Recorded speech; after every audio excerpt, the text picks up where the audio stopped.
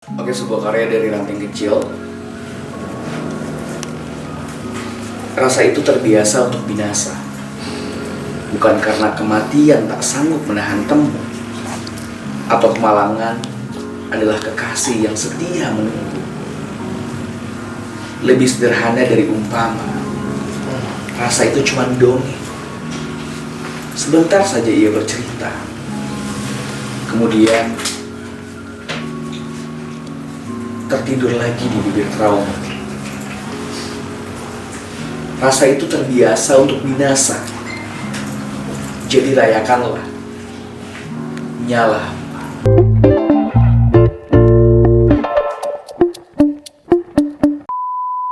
Oke guys, balik lagi sama gua Dika di Roasting Buku. Dan kali ini gua datang dengan sebuah buku yang betul-betul legend banget, gila.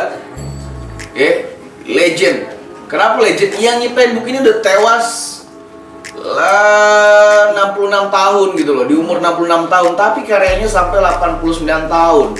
Dan ini udah terjual 30 juta eksemplar.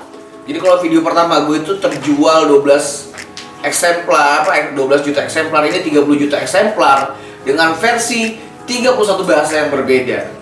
Wow, tapi kali ini gitu kan kita akan melihat buku ini layak untuk dibaca atau dibakar.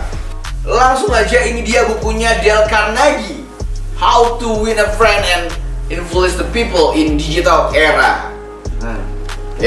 Jadi gua akan ngebahas soal fisiknya dulu gitu kan. Tapi sebelum itu, teman-teman, gue minta sama lu semua untuk like, comment, dan subscribe, dan nyalakan lonceng notifikasinya agar teman-teman bisa ngikutin buku-buku mana yang gue baca dan buku-buku mana yang gue bakar gitu loh. Gila, gue bakar buku legend loh, orangnya udah jadi hantu gitu, gue bakar gitu kan. Jadi ini dia, How to Win a Friend and Influence the People in Digital Era. Buku ini teman-teman setebal 324 halaman dengan 8 halaman introducing, ya, membahas soal Carnegie.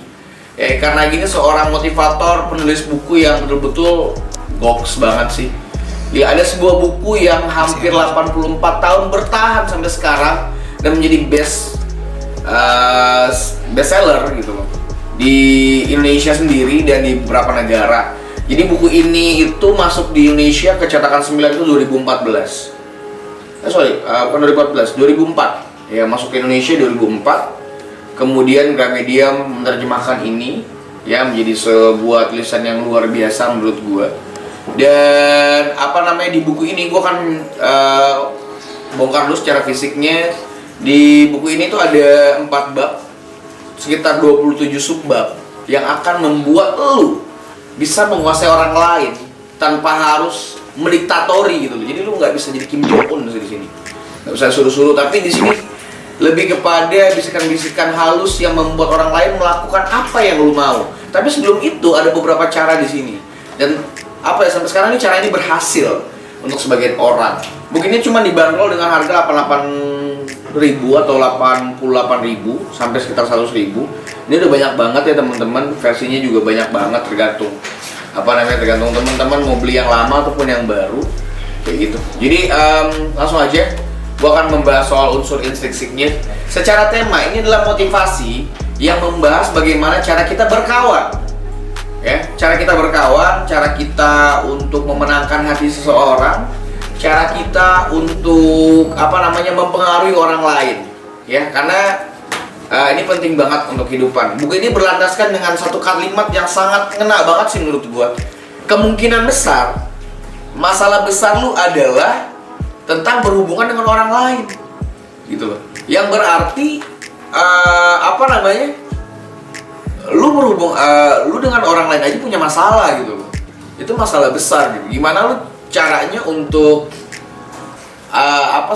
membuang masalah itu, kemudian menjadikan masalah itu menjadi tameng untuk lo gitu. Ya kan? Dan di buku ini dibahas Dale Carnegie gitu loh.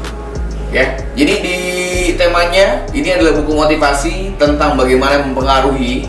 Yang kedua, secara penokohan sebenarnya banyak banget tokoh-tokoh di sini, cerita-cerita yang diambil untuk mengimplementasikan sebenarnya apa yang pengen disampaikan Carnegie. Sebenarnya jujur aja nih teman-teman, ini berat banget, ini buku legend gitu loh. Dan di belakang gue tuh masih banyak buku-buku yang harus gue baca, karena ini mempengaruhi apakah gue bisa bertahan hidup atau tidak gitu. Tapi tetap teman-teman jangan kemana-mana gitu loh, karena gue akan terus merosting buku-buku yang memang bisa dibaca ataupun dibakar gitu loh. Dan jangan salah fokus sama rambut gue yang kayak almarhum Krisa, ketika aku berjalan. Jadi nggak usah ya, tetap pada fokus pada ini aja teman-teman nih. Ini penting, inilah kehidupan kita gitu. Oke, langsung aja gue akan membahas soal isinya. Jadi di bab pertama itu, bagian pertama itu keterlibatan. Gue ambil garis besarnya aja karena kalau terlalu banyak itu lu teman-teman pasti pusing, teman-teman juga nggak mau dengerin gue.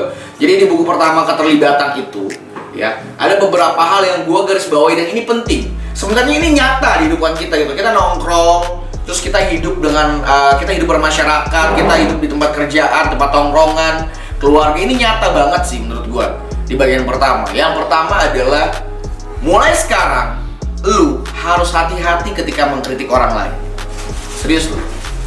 Karena gini loh, ketika lu mau kritik orang lain, ya kan, orang lain itu dua hal, antara terima atau defense. Dia bertahan dengan sikapnya yang seperti itu. Gitu, udah banyak gitu. Misalnya gue masuk yang gini. Tapi nggak gitu dong. Gue udah berusaha, gue udah gini. Itu defense gitu loh. So, yang harus lu lakuin adalah apresiasi. Gitu loh. Lu udah keren deh. Tapi coba deh agak sedikit ditambah. Gitu. Jadi mengkritik itu boleh-boleh aja. Tapi lu juga harus tahu how to mengkritik gitu loh. Karena ketika lu mengkritik orang lain dan orang lain itu nggak terima, kebanyakan itu defense. Buku ini ngajarin kita how to, bagaimana caranya memberikan kritik pada orang lain lewat jalur apresiasi. Kemudian ya, yuk mulai menyenangkan hati orang lain. Ya, gimana sih cara menyenangkan hati orang lain? Mulai tahu keinginannya. Oh, lu pengen apa, dia pengen apa gitu loh. Yuk coba kita bicarakan dengan baik-baik. Gitu. Karena memang apa ya, ketika lu mempelajari ini, gua rasa dan gua yakin lu pasti punya banyak teman, lu pasti punya banyak penggerak, lu pasti punya banyak roda-roda motorik gitu loh yang akan membawa lu kepada misi lu. Dan bagian kedua, 6 cara membuat kesan lebih lama. Wow. Teman-teman pastinya pengen yang lebih tahan lama kan? Ya kan? Pasti teman-teman nggak mau teman-teman yang lain kecewa gitu loh. Tapi sebelum itu, untuk yang ngomongin soal tahan lama nih, ini ada yang lebih tahan lama lagi nih. Ini gue kayaknya haus gitu. Gue tambah air kopi dulu deh. Gue sih masih hangat loh. Tahan lama loh ini kayak gue. Tahan lama loh, ini masih hangat loh. Padahal ini dari tadi pagi gitu. Ini keren sih nih. Ini apa sih nih? Print out ya. Gokil. Tahan lama nih. Betul nih. Ini tahan lama nih, kayak dibilang Dale Carnegie. Gitu kan. Jadi bagaimana caranya membuat kesan kita nih baik dan itu tahan lama gitu kan. Karena baik aja belum cukup, harus tahan lama. Siapa sih yang nggak mau tahan lama? Gitu. Kalau lu nggak tahan lama, kalau nggak tahan lama dalam bidang apapun, mendingan lu pergi aja gitu.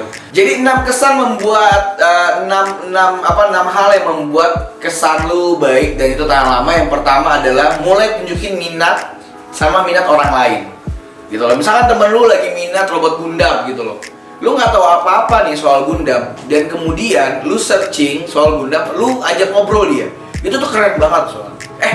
Guys, bro, kemarin tuh gue ngeliat di toko-toko ini ada Gundam yang keren loh. Oh, emang iya? Yang gimana tuh? Yang kayak gini. Nah, kalau lu menimbulkan rasa ketertarikan pada minat orang lain, dia itu sudah berada pada dunia lo dan lu juga sudah mulai merasa mengenal dia. Gitu. Itu yang pertama. Yang kedua adalah mulailah tersenyum. Gitu. Ya, mulailah tersenyum. Jadi lu harus banyakin tersenyum, tapi jangan nyengir gini kayak orang gila nih. Nyengir gini. Ya kan? Jadi lu harus ramah sama orang. Lu harus jangan terlalu galak-galak gitu. Jadi gitu.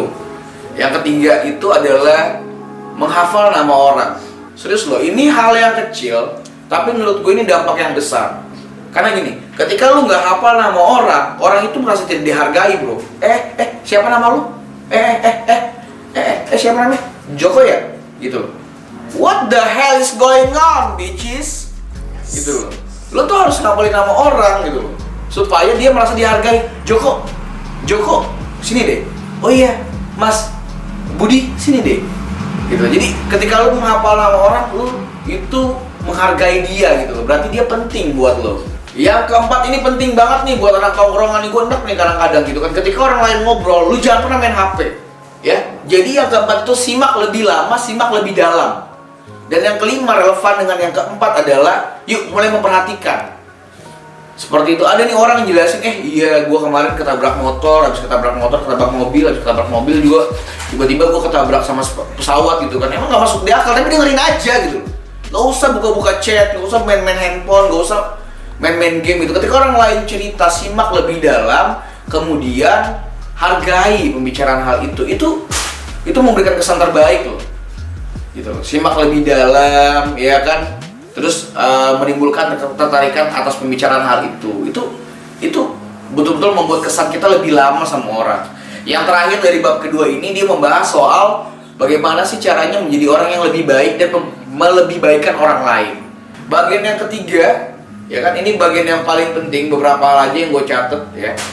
Yang pertama adalah, yang paling penting banget menurut gue adalah jangan membuat argumen yang ujung-ujungnya ribut. Ribut. Anjing gak? Anjing banget. Jadi yang kedua itu kan, itu yang kedua ya. Yang pertama itu di argumen kan. Yang kedua itu menurut gua adalah mulai sekarang stop ngomongin soal orang lain itu salah atau tidak. Di bagian ketiga ini penting. Kita sering mengkritik orang lain dengan kata-kata salah. Iya pak, tapi saya kemarin, iya pak, saya punya konsep gitu, konsepnya kayak gini. Salah, kata kuis. Salah, gitu kan? Nggak bisa kayak gitu bro. Yang lebih tepatnya adalah ide kamu bagus juga. Ada tambahan ide lain untuk bisa membuat ide kamu lebih cemerlang. Itu yang benar. Ketika orang lain mendengar kata salah, berarti it's mean you're nothing. Lu tuh bukan apa-apa, dan apa yang lu omongin itu nggak masuk akal gitu loh. Jadi jangan ngomongin kata salah. Jadi itu dua hal yang gua garis bawahi di bagian ketiga gitu kan. Yang bagian keempat ini lebih kepada akhirnya yang keempatnya yang paling gua tekenin banget, yang sering nyata di kehidupan gua dan kehidupan teman-teman juga adalah yuk mulai sekarang jangan nyuruh. Maksudnya apa jangan nyuruh? Iya gitu loh. Lu jangan disalah artikan ya. Jangan sampai ntar lu nyewa pembantu lu nggak suruh-suruh. Tapi nggak kelihatan mana majikan mana pembantu kan gitu. Sewa asisten lu nggak suruh-suruh kan gitu, nggak, bukan gitu. Jadi jangan menyuruh adalah sering tuh kadang-kadang kita suka kayak gini nih. Tolong dong gitu. Ambilin ini dong. Ambilin itu dong. Sikatin kamar mandi dong. Sikatin kuda dong. Kan nggak asik gitu loh. Lalu disuruh-suruh gitu kan, atau lu menyuruh-nyuruh itu nggak asik. Sekarang kita mulai bermain mindset di mana caranya kita menyuruh tapi tanpa membuat orang lain tersinggung kalau kita disuruh. Kalau kita suruh dia. Kayak gini. Bisa nggak sih kamu ngerjain ini? Ini sih kayaknya gampang. Oh, dia merasa tertantang untuk melakukan itu sehingga dia mau melakukan hal itu. Jadi ada 4 bab, ada 27 sub yang gua rangkum jadi seperti itu. Intinya adalah how to win a friend, bagaimana sih caranya kita berteman. Sebenarnya ini nih relevan dengan kehidupan kita sehari-hari gitu. Ini buku gokil banget sih. Di sini selain daripada itu, gua ngebahas yang basicnya adalah ini bukti nyata bahwasannya raga lu, fisik lu, jiwa lu, ya kan, bahkan barang lu bisa mati, tapi tidak pada karya. Kenapa begitu? Dia lahir di 1888. Kemudian dia meninggal di umur 66 tahun. Buku ini tercetak pertama kali 1937. Ini udah 2021. 84 tahun karya ini berjalan semestinya. 30 juta eksemplar. Berapa banyak uang yang dihasilkan dari buku ini? Gila banget. Dan 31 bahasa. Lu bayangin coba. Begitu kayanya ini Dale Carnegie.